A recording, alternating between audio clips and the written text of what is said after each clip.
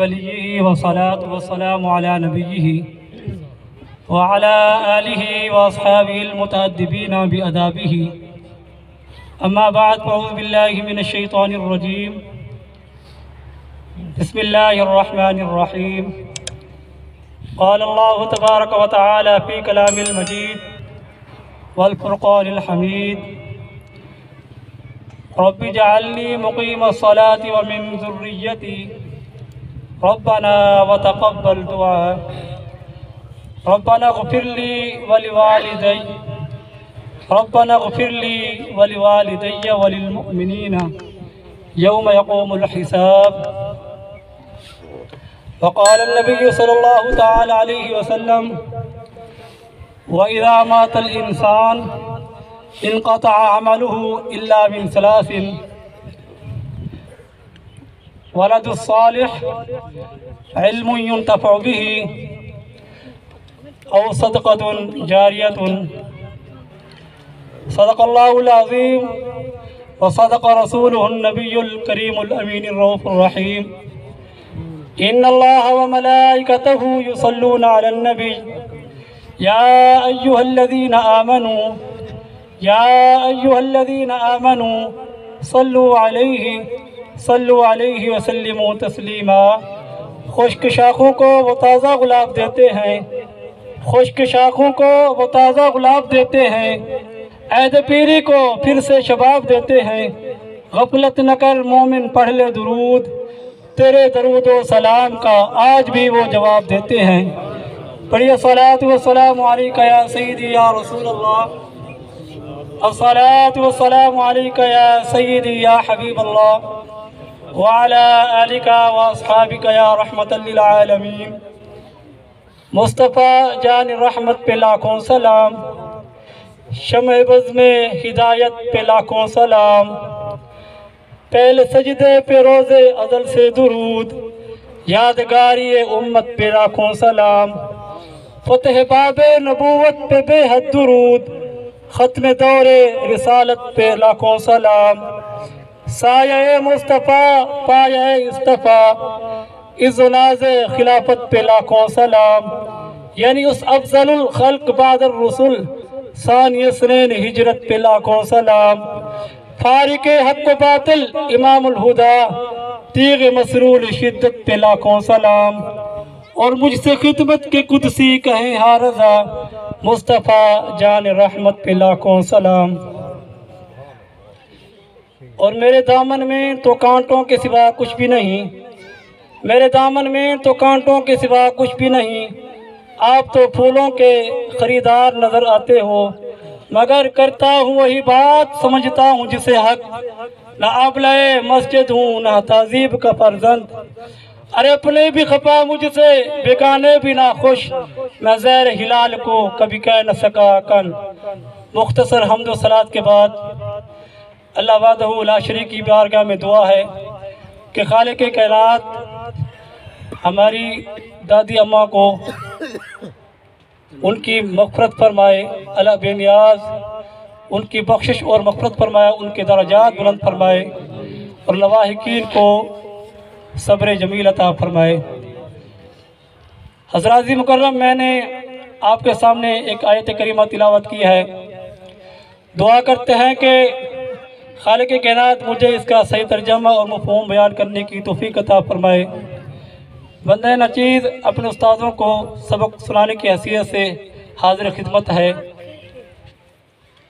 اللہ بے نیاز نے اپنے مقدس کلام کے اندر ارشاد فرمایا: رب اجعلنی مقیم الصلاۃ ومن ذریتی ربنا وتقبل دعاء.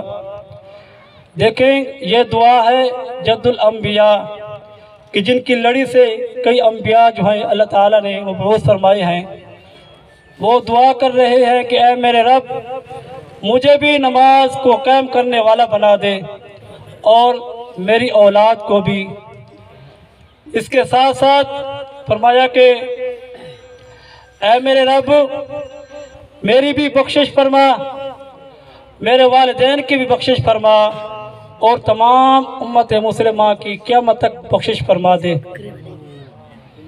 تو میں عرض کر رہا تھا کہ یہ حضرت سیدنا ابراہیم علیہ نبینا و علیہ السلام کی دعا ہے، صرف اپنے لیے نہیں بلکہ اپنی اولاد کے لیے بھی دعا فرمائی ہے کہ اے میرے رب مجھے بھی نماز کو قائم کرنے والا بنا دے اور میری اولاد کو بھی۔ یاد رکھیے گا کہ نماز پڑھنا اور ہے، نماز کو قائم کرنا اور ہے۔ اگر کوئی شاگرد استاد کی ڈر سے نماز پڑھتا ہے تو یہ نماز پڑھنا ہے، اگر کوئی بچہ والدین کے ڈر سے نماز پڑھتا ہے تو یہ نماز پڑھنا ہے، اگر کوئی نمازی کسی کو دکھانے کے لیے نماز پڑھتا ہے یا اس کے دل میں کئی طرح کے خیالات آتے ہیں، یہ نماز پڑھنا ہے۔ اور نماز قائم کرنا وہی ہے کہ دل کے اندر خوف خدا ہو اور دل جو ہے وہ خدا تعالیٰ کی طرف لگا ہوا ہو، پھر خدا تعالیٰ کے بارگاہ میں جھک جائے، اس کو نماز قائم کرنے والا کہتے ہیں۔ تو حضرات عزیز مکرم، آگے رب تعالیٰ نے ارشاد فرمایا ربنا غفر لی ولوالدی، یہ نبی کی دعا ہے کہ اے میرے رب مجھے بھی بخش دے اور میرے والدین کو بھی بخش دے۔ تو پتہ چلا آج جو ہم جس نیت کے ساتھ اکٹھے ہوئے ہیں، ایصال ثواب کی محفل میں ہم سب حاضر ہیں، اس کا جو ہے ثبوت وہ قرآن پاک سے ہے کہ اے میرے رب مجھے بھی بخش دے، میرے والدین کو بھی بخش دے، اور قیامت تک جتنے بھی لوگ ہیں سب کی بخشش فرما۔ حدیث مبارکہ ہے کہ جب انسان مومنوں کے لیے چاہے وہ حیات ہیں یا فوت ہو چکے ہیں ان کے لیے دعائے مغفرت کرتا ہے تو جتنے بھی لوگ ہیں ہر ایک کے بدلے میں خدا تعالیٰ اسے نیکی بھی عطا فرما دیتا ہے، اس کے گناہوں کی معافی بھی عطا فرما دیتا ہے اور اس کے درجات کے اندر بلندی بھی عطا فرما دیتا ہے۔ ایک واقعہ سماعت فرمائیے بایزید بستامی علیہ الرحمہ کا، کہ اس سے پہلے ایک اعتراض ایک جواب اس کا حفیظ جلندری نے ایک اعتراض کیا تھا کہ مسلمان جو ہیں اپنے فوت شدہ کو نہلاتے ہیں، غسل دیتے ہیں، آیا کہ اس نے جانا تو مٹی میں ہے، مٹی تو لوگ جھاڑتے ہیں صاف کرتے ہیں، مگر یہ نہلا دھلا کر اس کو مٹی میں کیوں ڈال رہے ہیں؟ تو اس نے یہ اعتراض کیا تھا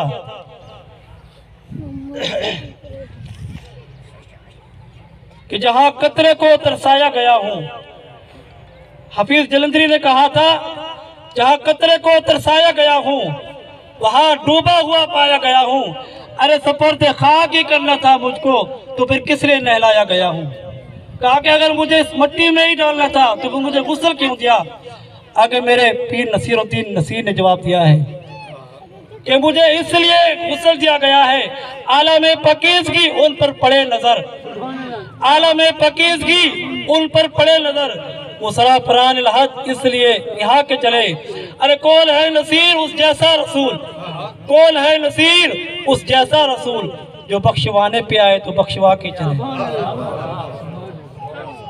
انہوں نے اعتراض کیا تھا کہ جب ہم نے مار کر مٹی میں جانا ہے تو ہمیں اتنا سارا پانی ضائع کرنے کے کیوں ضائع کر دیتے ہیں، حالانکہ کئی علاقے ایسے بھی ہیں جہاں پانی میسر نہیں۔ اور ایک فوت شدہ کو نعرہ تکبیر، نعرہ رسالت، نعرہ خلافت، علماء اہل سنت،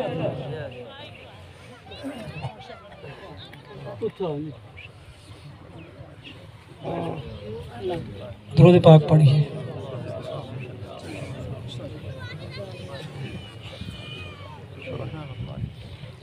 تو میں عرض کر رہا تھا کہ حفیظ جلندری نے اعتراض کیا تھا کہ کیوں کر غسل دیا جاتا ہے جب جانا ہی مٹی میں ہے؟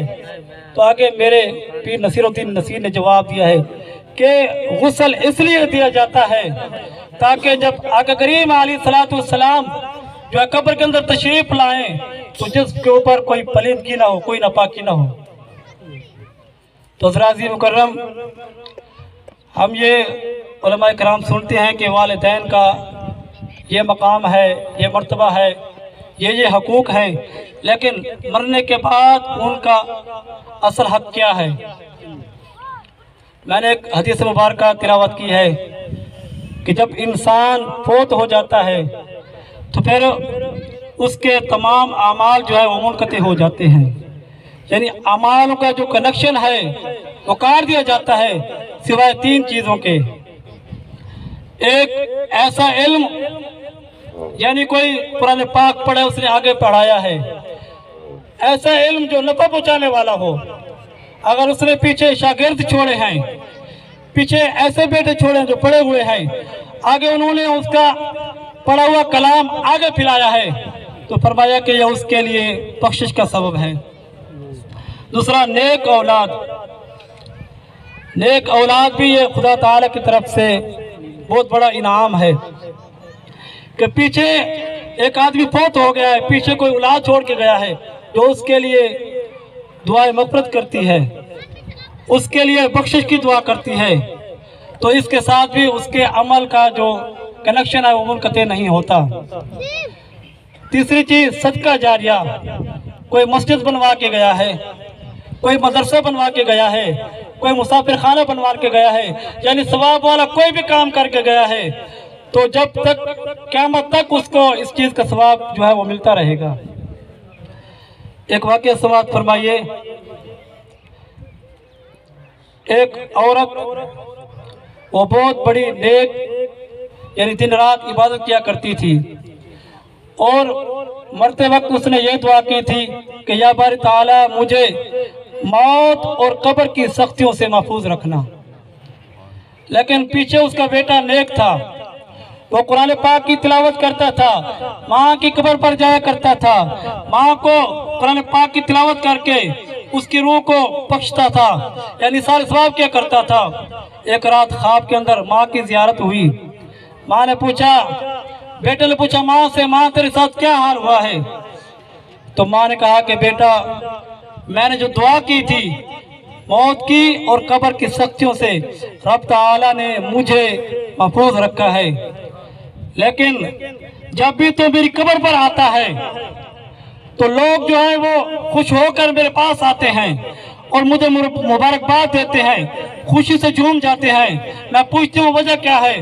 وہ کہتے ہیں کہ تمہارا بیٹا آیا ہے، اور صرف تمہاری بخشش کے ساتھ ساتھ ہماری بھی بخشش ہو جاتی ہے جب وہ تمہارے لیے دعائے مغفرت کرتا ہے، مبارکباد دیتے ہیں۔